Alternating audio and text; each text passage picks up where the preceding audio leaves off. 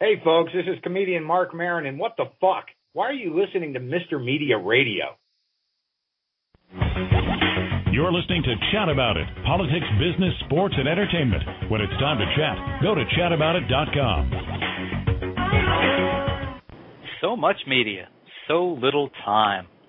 Who keeps track of it all? That would be me. This is Bob Andelman, and this is the Mr. Media Interview, brought to you today on iPhones, Android, Palm, and BlackBerry by the Stitcher app for mobile devices, and brought to you today by 1-800-DialDJs.com. If you need live entertainment for your party, wedding, bar mitzvah, or corporate event in the New York, New Jersey, or Philadelphia metro area, check out 1-800-DialDJs.com or dial 1-800-DialDJs.com for a real good time. So where was I before the commercial? Oh, yeah. Mr. Media is recorded live from the new media capital of the world and former hometown of comedians Tommy Blaze and XM Radio's Ron Bennington and Fez, Tampa Bay, Florida.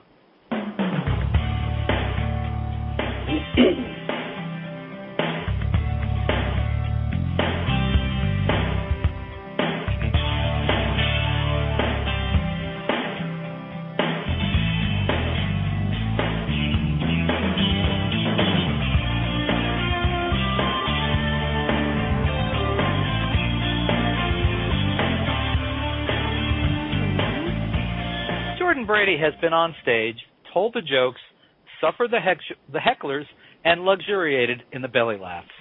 He also knows the pitfalls of stand-up comedy and comedians. So who better to chronicle their lives than one of their own? Now, I just finished watching I Am Comic, Brady's funny, fast-moving tribute to the men and women who make their living analyzing their lives, picking at their own zits on stage, humiliating you, me, and that fat, obnoxious idiot who made the mistake of sitting in the front row. Now, here's the trailer for I Am Comic to give you a taste of Brady's work. Oh, sorry, we're working this out. This is a new thing for us with all the video, so we're just kind of working this out. We want to show you this. And let me tell you that Brady is touring the country with his movie, showing it at Film and Comedy Fest, building buzz. Tonight, for example, he's at the Bridgetown Comedy Festival in Portland, appearing at the Baghdad Theater, where portions of I Am Comic were filmed. After the show, he'll be joined on stage for Q&A with featured comedians Brent Weinbach, Mark Marone, Liz Winstead, Greg Behrendt, and Ritch Shydner. Sorry, Rich. You can get ticket information at www.bridgetowncomedyfestival.com. Bob, you're doing great. Thank you. Do we have? I got to tell you that. Can I steal the pop the zit on the crowd analogy, because that was beautiful. I'm not kidding. Thank you. And folks, if you haven't figured it out, this is Jordan Brady. Jordan, welcome to Mr. Media. Thanks for having me, Bob. We're going to go with the trailer right now, and we'll come right back to Jordan. You've been a great crowd. Check out my website. Look at me on YouTube. Check out my MySpace. Come be my MySpace friend. Facebook. Don't forget Facebook. And I'm Twittering right after the show.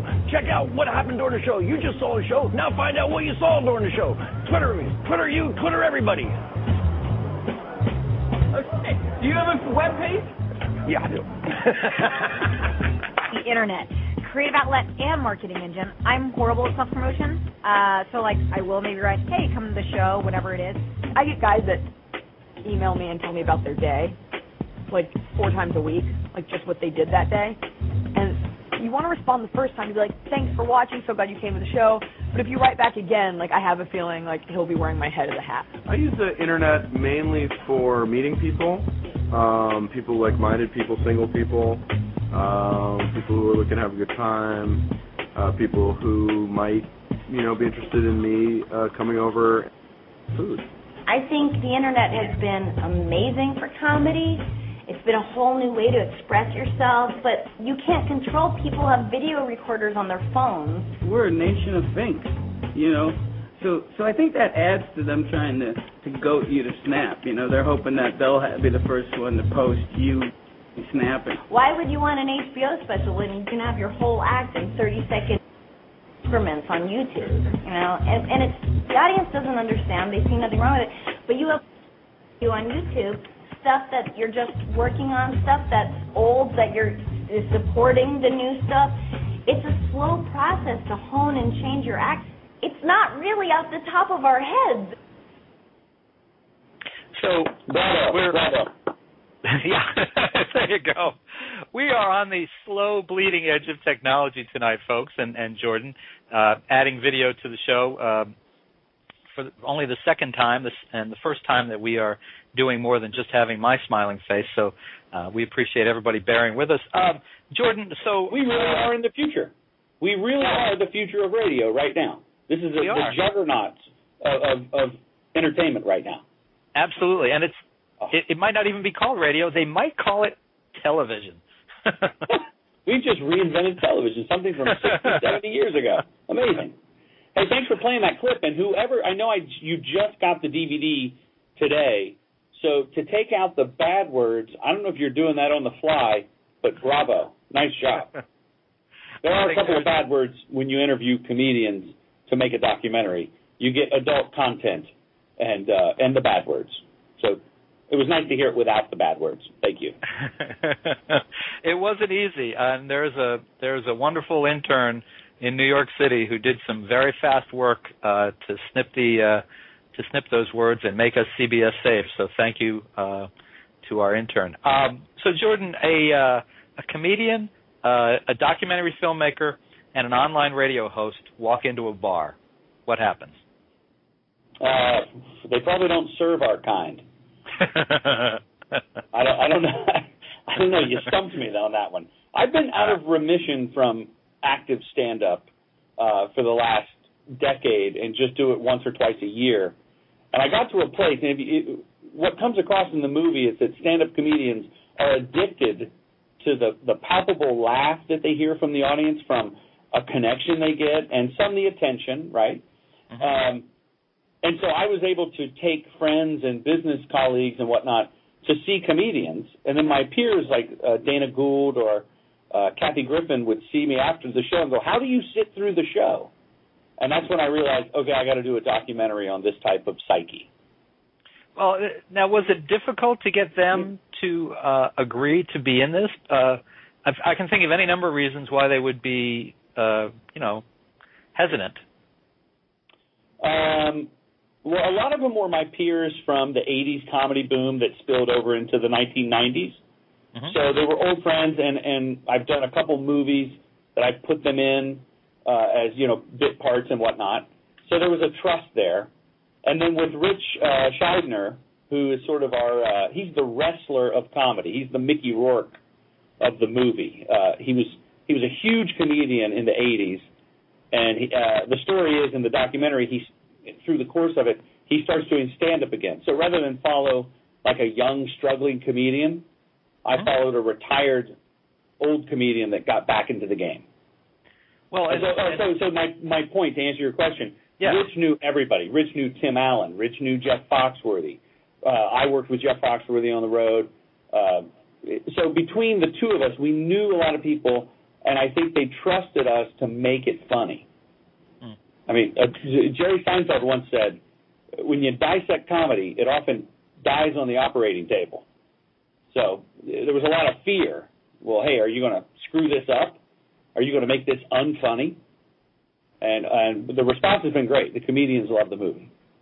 Now, Ritch sort of narrates the film and then sort of stars in the film, and he also sort of bombs in it. Any regrets on either of your parts about that aspect of it?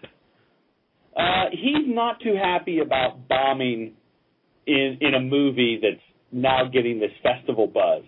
He had no idea. What happened was he was helping me get some of the interviews, and he would conduct the interviews, and I would, film them. And after about 3 sessions of interviews, Ritch was like itching to do it, and I signed him up for an open mic night. And right before, he said, "I haven't done this in 13 years." And I said, "Well, here's the good news. If you go up there and kill tonight, it's going to be great for the documentary. And if you bomb, it's going to be really great for the documentary." So there's no real regret from my part. He's a little embarrassed sometimes, but I think by the end of the movie, the audience is on his side and he gets some big laughs. It's a tough moment where you guys are with a guy who has something called Comic Evaluator Pro, I think it is, and he's demonstrating how this software works in evaluating the laughs that comedians get on their jokes, and he explains that he's actually got it very scientific. If you get like around a 10, you're an open mic comic, and if you get a 30 or more, you should be a headliner.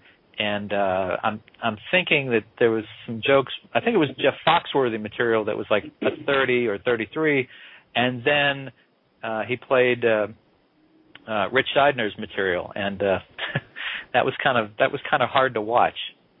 Not less than an hour ago, because Rich is with me up here in Portland to screen the film tonight. He just brought that up. He goes, you put that on there for the world to see, me getting open mic level scores. So that's that regret that you brought up. But Rich takes it all in stride. What's crazy is that a guy had software to evaluate an art form. Like, could you take a number of brush strokes in a painting and somehow calculate the value of that art, of that painting? The number of words in a book. I don't know, or how fast people turn the pages and give it a score. So, I mean, there is some merit to if you're bombing, you're bombing. But then again, someone like Bill Cosby can tell a story that'll last 2 or 3 minutes of setup, and then he'll get a big laugh at the end, and you're totally engrossed in it. I wouldn't give him a low score because he wasn't getting laughs for the full minute. That make sense? Yeah. Well, it's tough. Now, I was startled to see a bit in the film from the Tampa Improv, our hometown big comedy club. But my sense was that the woman comedian, and you'll remember, but I can't remember her name. Nikki Glaser. Not terribly impressed with being in Tampa. Well, you have to understand, I've been to Tampa. I've worked with Tommy Blaze. Tampa's local comic done well. How is Tommy Blaze, by the way? I saw Tommy as like working on a comic strip online. I don't know what Tommy's doing these days. I profiled him more than 20 years ago and spent a lot of time with him. And I think he's hysterical, but I don't know what he's doing today. He was quite handy with the ladies as well. Yeah. So your fair city of Tampa is gorgeous. It's got history. It's got just all kinds of flavor to it, and the nightlife at wherever the Tampa Improv is, it's in a center of all these bars and restaurants, and it was real fun. But the accommodations were, I think, where the Improv puts the comedians. It's on the corner of like crack and murder. I don't know if you know that intersection. So Nikki was not so impressed with that part of Tampa.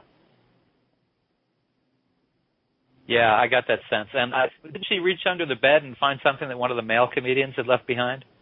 We don't know if it was a male comedian. But Bob, you see, fair enough. It's sort of a tradition in the apartment where they store the comedians. It's basically just a shelter in between shows. It's usually a cheap apartment on the wrong side of town, as it was in Tampa. And it's a tradition that you just leave your porn behind. So there's pornography under the mattress in all the bedrooms. It was neat for me because I was a comedian in the 80s and 90s, as I said.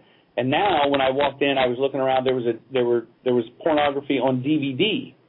I think the movie was like Booty and the Hoe Fish. That's CBS friendly. It's just a play on words. But that was the name of the DVD that was at Nikki's condo. She had not watched it. You pray for a hotel when you're a comic.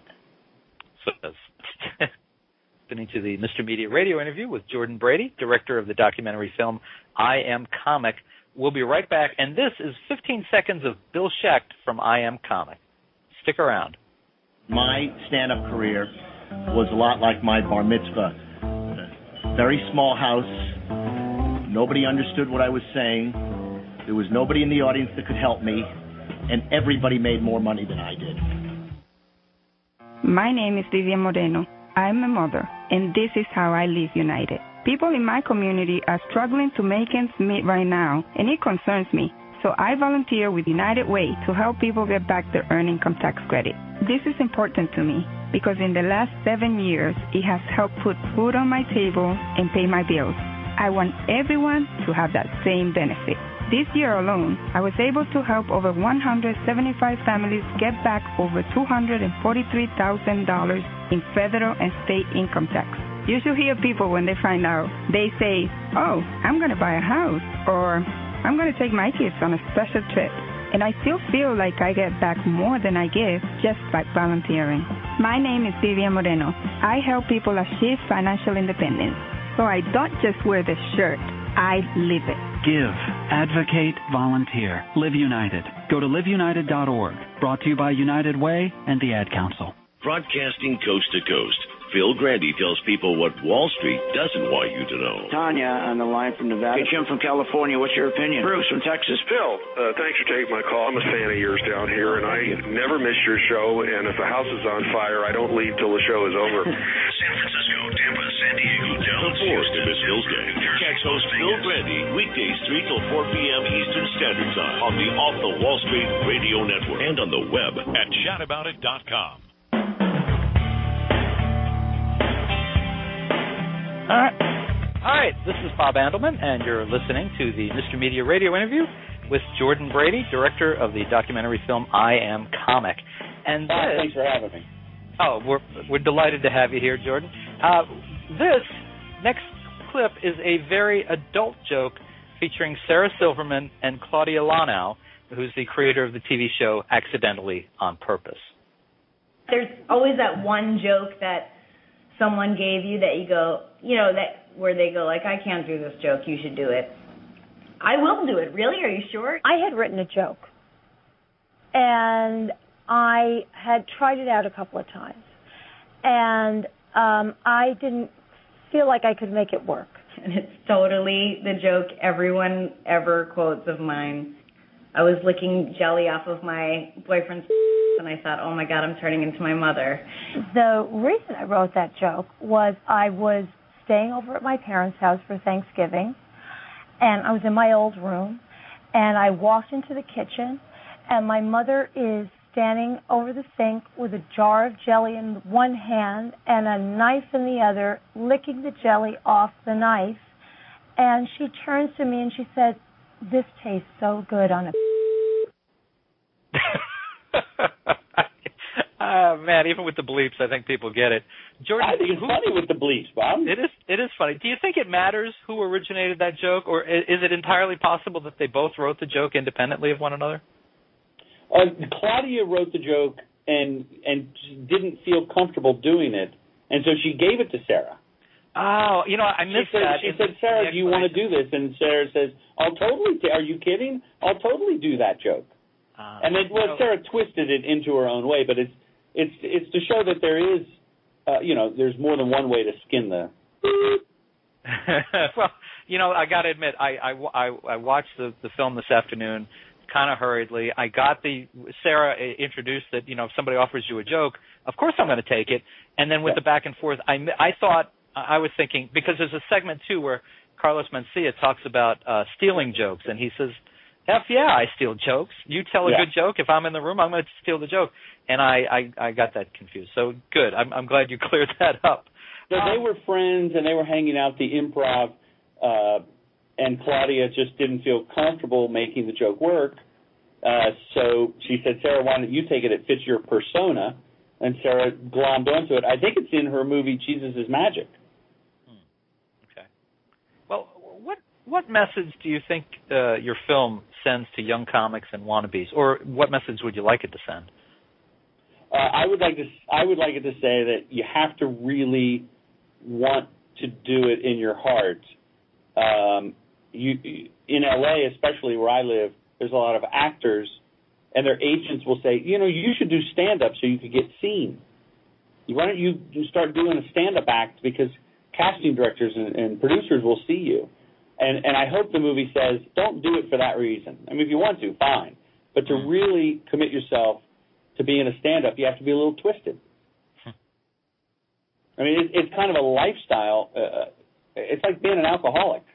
You have to have the laughs, and you're constantly working on your routine. And I believe that it says, I hope that the film conveys that you write your own material, and you take pride in that. Now, once you started showing the film, which is always a frightening prospect for most filmmakers, did you find that there were some edits that you made? Were there some things that you cut or put back in? Oh my goodness! The film is 86 minutes long, and which is under an hour and a half. That's a decent comedy at the multiplex. The first cut was 2.5 hours because I had 200 hours of footage. Interviewed 120 comedians and crammed in 8 comedians and 80 comedians. 80, yeah. Yeah.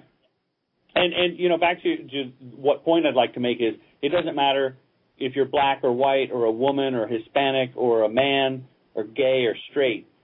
We never categorize the types of comedy. So a better message would be funny is funny.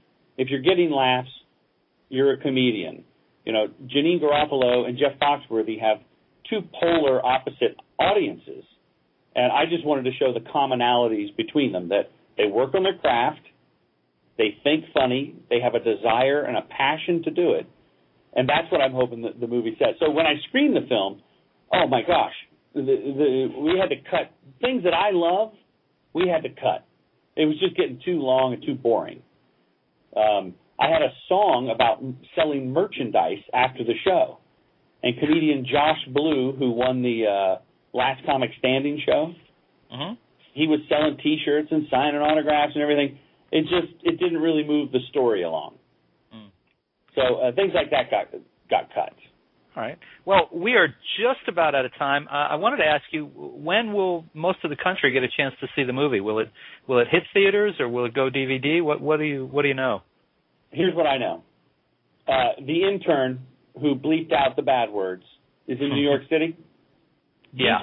He's going to come to the IF. This is just today. This happened. He's going to come to the IFC Center in Manhattan on May 10th. That's a Monday, May 10th, where we're going to be part of the Best of Slam Dance. Oh. Slam Dance is that film festival in Park City. Right. It's an old Indian word, Bob. It means I didn't get into Sundance. It's the alternative film festival. So May 10th, we're going to be in New York City. We got a screening here and there, and I can tell you, but I can't tell you the details, but it'll be on a cable network that is not HBO. Okay. All right. Sometime very soon in the summer. I'm waiting for the date, but if you have, I can't tell you the show time contractually, but it's not HBO. And it'll be on this summer, and people can see it. And then the DVD in the fall is going to be off the hook. It's going to have all the interviews from people that didn't make it that you love. All right. Well, folks, listen, you may be able to find out when I Am Comic will be showing somewhere near you or on a TV near you by checking out IamComicMovie.com or by following Jordan Brady's film on Twitter and Facebook. And, Jordan, thank you so much for coming on Mr. Media today. We really appreciate it. Mr. Media, thank you. I mean, and plug in the Facebook fan page. That's the way to keep track of I Am Comic. Because I'll be sending out when you can get the DVD. Thanks for having me, man. All right. My pleasure. Take care. Good luck. Bye-bye now. Bye-bye. And, folks, for more original interviews with comedians, you can surf over to our main website, www.mrmedia.com. That's where you can listen to my earlier conversations with Robert Schimmel, Ralphie May, Lisa Lampanelli, Jason Stewart, Michelle Ballin, Rabbi Bob Alper, Eugene Merman, and many more. And you can now hear Mr. Media while you're on the go with Stitcher Radio. Stitcher is a free news and talk mobile application. The latest episode of Mr. Media is always available for you. No syncing needed, no memory wasted. It's available for your iPhone, your Palm Pre, Android phones, or your BlackBerry. Downloading is easy, so go to Stitcher.com or check out the App Store for your individual mobile phone.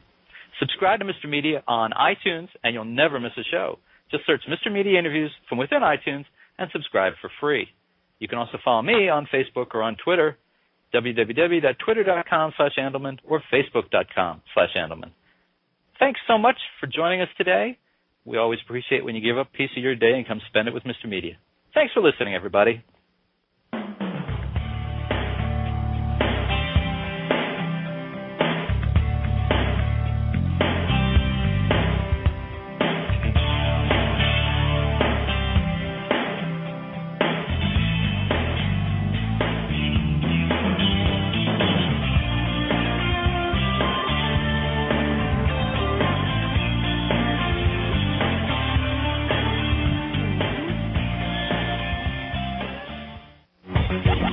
You're listening to Chat About It, politics, business, sports, and entertainment. When it's time to chat, go to chataboutit.com.